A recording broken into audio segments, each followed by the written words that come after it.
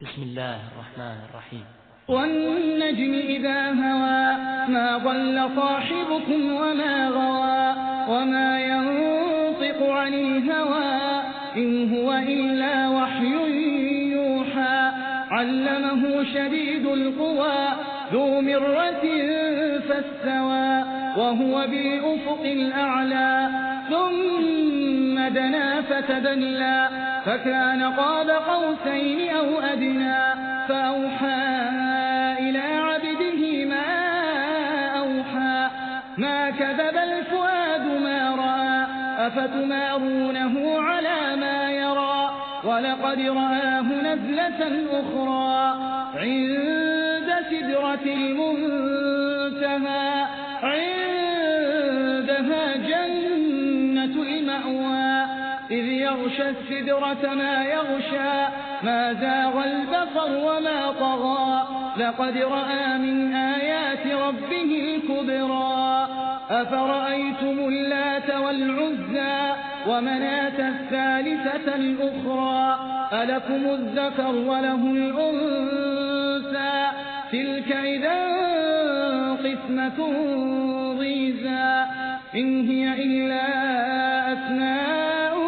سميتموها أنتم وآباؤكم ما أنزل الله بها من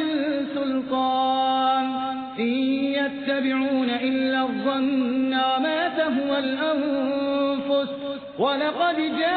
جاءهم من ربهم الهدى أم للإنسان ما تمنى فلله الآخرة والأولى وكم من ملك في السماوات لا تغني شفاعتهم شيئا إلا من بعد أن يأذن الله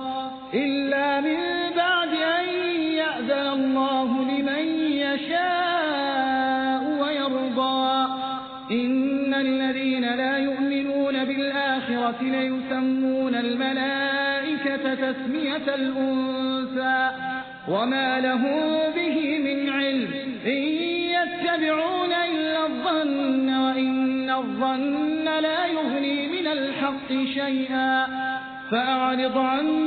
من تولى عن ذكرنا ولم يرد إلا الحياة الدنيا ذلك مبلغهم من العلم إن ربك هو أعلم بمن ضل عن سبيله وهو أعلم بمن اهتدى ولله ما في السماوات وما في الأرض ليجزي الذين أساءوا بما عملوا ويجزي الذين أحسنوا بالحسنى الذين يجتنبون كبائر الإثم والفواحش إلا اللمم إن ربك واسع المغفرة هو أعلم بكم إذ أنشاكم من الأرض وإذ أنتم أجنة في بطون أمهاتكم فلا تزكوا أنفسكم هو أعلم بمن اتقى أفرأيت الذي تولى وأعطى قليلا وأكدا أعنده علم الغيب فهو يرى أم لم ينبأ بما في صحف موسى وإبراهيم الذي وفى ألا تزر وازرة وزر أخرى وأن ليس للإنسان إلا ما سعى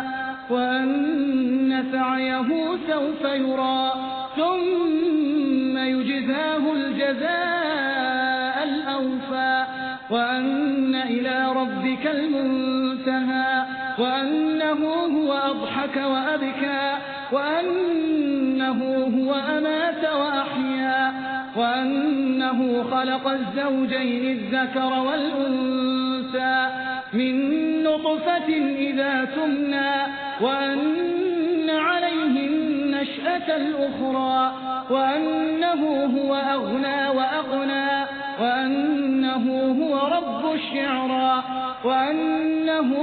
أهلك عادا الأولى وثمود فما أبقى وقوم نوح من